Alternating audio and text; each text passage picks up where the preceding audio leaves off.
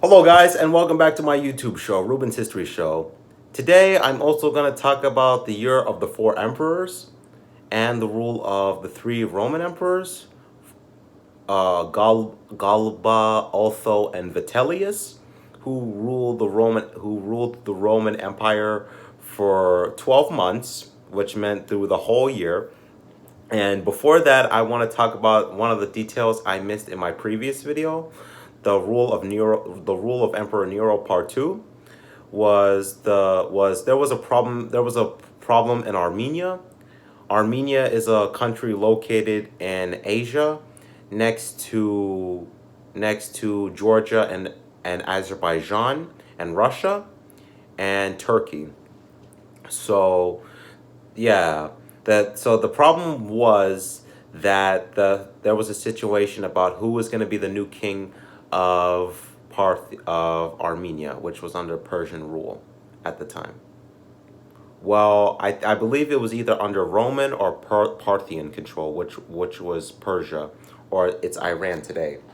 So there was some debates about who was going to be the new king of Rome, and so the Romans made a letter to the Parthians, and the Parthians made Tayafrides the first of Armenia the new king. They made Tayafrides the first, who was the who of Armenia, and they made him the king of Armenia at the after the after they decided that who was going to be the new king of Rome. It was Tayafrides the first of Armenia, and he was appointed king by the Roman Emperor Nero in 66 AD, the same time when Nero went to the Olympics in Greece at the time. Okay, so he was the king of Armenia, Tayafrides, and he was the founder of the Archacid dynasty of Armenia, which was one of the dynasties of ancient Armenia at the time. And it's unclear of the birth and the death of Tayafrides the first of Armenia. So though it's unclear when what date he was born or what date he died. But Tayafrides died in 88 AD, and he was born in 28 AD at the time. So okay, back to the succession of Nero. So Nero was succeeded by Galba, who was 70 years old, a 70-year-old governor of Hispania, which is present day Spain, which is a country located in Europe today. He was at the age of 70 when he was the governor of Spain. So he was probably the oldest person to be elected, to be appointed as the new emperor of Rome. So on June 9th, 68 AD, Galba was appointed as emperor of Rome at the time, which basically meant you were the emperor of the nation. And he held that position until 7 months later when he died on January 15, 69 AD. So he held that position 7 months. So now I'm going to talk about a little background. I'm going to talk about the background of Galba and who he was before he became emperor of Rome. So Galba was born on December 24th, 3 AD. That was a year after Jesus Christ was born, and his full name was Servilius Slycopius Galba, which was his full name. He was also known as Lucas Livius Galba Ocella. That was his other name, Galba. And he was not connected to the Julio-Claudinian dynasty because he was not a part of the Caesar family. He was not a part of that at the time. So while under the rule of Tiberius, he was appointed the consul under Tiberius' rule in 31 AD. He was elected as consul in 31 AD under the rule of Nero. No, under Tiberius, sorry. And Galba was also made the governor of Upper Germany, and in 45 AD under the rule of Claudius, who was the Roman emperor at the time, he was appointed the governor of Africa, or the Roman Africa, which was a province of Rome, in 45 AD, just 4 years after the death of Caligula at the time. So he was the governor of Africa in 45 AD during that time. But then he retired. He retired because he got old during the time of Claudius. When Claudius was the emperor of Rome, he retired at the time when Claudius was the emperor of Rome. But then it was either 59 AD or 60 AD.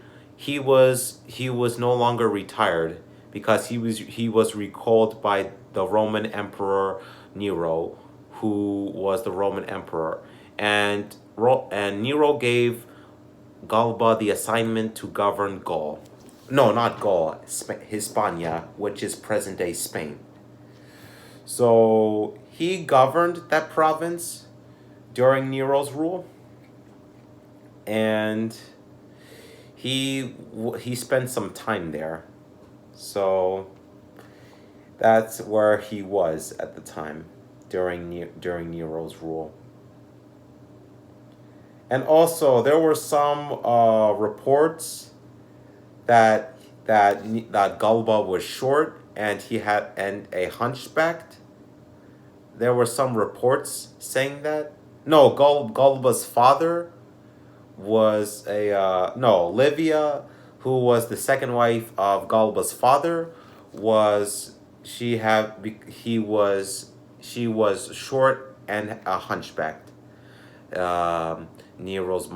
Galba's mother at the time. So that's his life.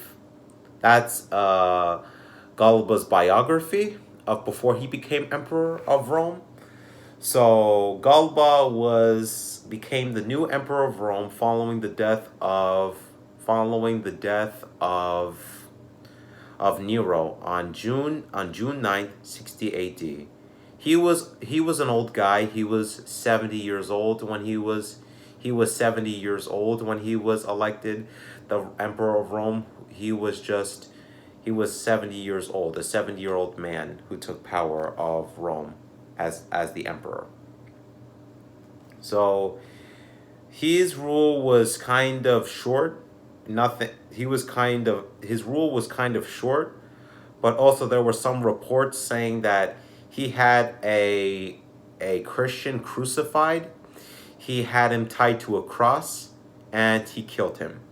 So that's what happened under the rule of Galba, and people did not like that. He was also a bad emperor, and people did not like Galba at the time. So he was killed on January 15th, 69 AD, at the age of 71 at the time. So this Roman senators started planning a assassination on Galba, and so he was killed by the Protracians on January 15th, 69 AD at the time, and he was killed, and he was no longer the emperor of Rome at the time. So, and after the death of Galba, it was Otho, who was the emperor of Rome from January 15th, 69 AD, all the way to April 9th, 69 AD. So he was the emperor for over 3 months. Otho was the emperor of Rome for 3 months, and he was also the and he was also a governor of Spain at the time. So because he was appointed that position, and he allied himself, he made friends with Galba, who was the emperor before Otho took over. So Otho was married to Vespasian, who was the wife of Otho, but he had to divorce her because Nero wanted to marry her. But then she would be killed by Nero when when she kicked her in the stomach when she was pregnant. So she was killed by Nero while she was pregnant at the time because she had a baby, and so Nero kicked her in the stomach and she died at the time, and along with her baby. The baby died while the child was in its body. So that's what happened to Otho's wife at the time. So, well, he became emperor on January 15th, 69 AD, all the way to April 16th, 90 AD. So he held that position for just 3 months at the time. So, so So during that time, he also killed a bunch. He also killed a bunch of people who didn't agree with him, and he just killed a bunch of people at the time. So yeah, and then the and then but the so but then he was killed. He was killed for because there was a struggle. There was a struggle for power of the position of the Roman emperor, because it was still the year of the four emperors, which was a struggle for power. It was a civil war between the struggle for power between the Romans and the other guys for power, for the other Romans for power. So he had a nightmare. I remember that he had a nightmare that someone was going to take over as the new emperor of Rome, and so he heard that there was a battle that was going on in Italy. There was a battle going on, and he committed suicide because he didn't want to be killed. So he committed suicide, and he died at the time. So, yep, he was killed during the year of the four emperors, which was a civil war at the time from 68 AD to 69 AD. So that civil war just lasted for about just a year, basically. Well, and then after the death of Otho, it was Vitellius who would succeed Otho to the as emperor of Rome, of the Roman Empire. So Vitellius was born on September 24th, 15 AD, in Rome, in Italia, which was then the Roman Empire at the time. So he was the son of Lucas Tullius Viturus and his wife Sixtella. Those were his parents, and he also had a brother, Lucas Vitellius the Younger. So that was his brother. So he only had one brother at the time. And also, during his youth, he was one of the companions of Tiberius, who stayed on the island of Crippa, and there was his friend Caligula, who would succeed Tiberius to the throne, no, to the position of emperor of Rome. So, and also his heirs, so his mom and grandfather, grandfather, Vespasian had them killed, so he could take over, so he could inherit his fortune. So that was why he had them killed at the time. So that was the reason why. And also his public career. So for his public career, he was also the consul for 48 AD, and he was the proconsul of Africa, which meant you were a military commander of that province at the time. In 60 or 61 AD, he was appointed proconsul of Africa.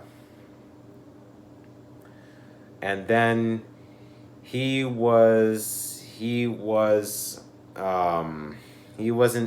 emperor for a long time. He was just emperor for 8 months, from April 6, 969 AD all the way to December 22nd, 69 AD, when the armies of Vespasian killed Vitellius. So Vespasian would become the new emperor following the death of Vitellius. So he would be killed he was killed in a building in Rome that was burned down during Sulla time, who was the emperor of Rome. No, not the emperor of Rome, sorry. He was the dictator of Rome from 80, I believe it was 88 AD to 80, no, I believe it was 82 AD. No, I believe it was 80 to 79 AD he was dictator. Sulla was dictator, and that building was burned during the time of Sulla, when Sulla was the dictator of the Roman Republic. So he was killed at the time, and the Roman legions in Egypt, which were this large elite of Roman troops, of Roman armies, declared Vespasian as new emperor of the Roman Empire.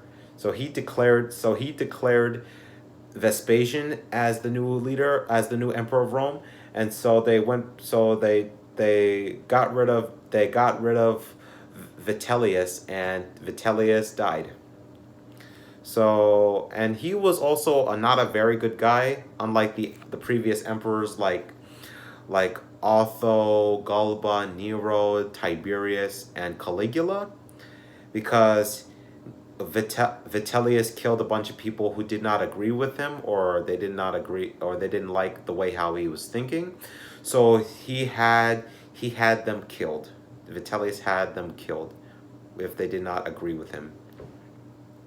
So on July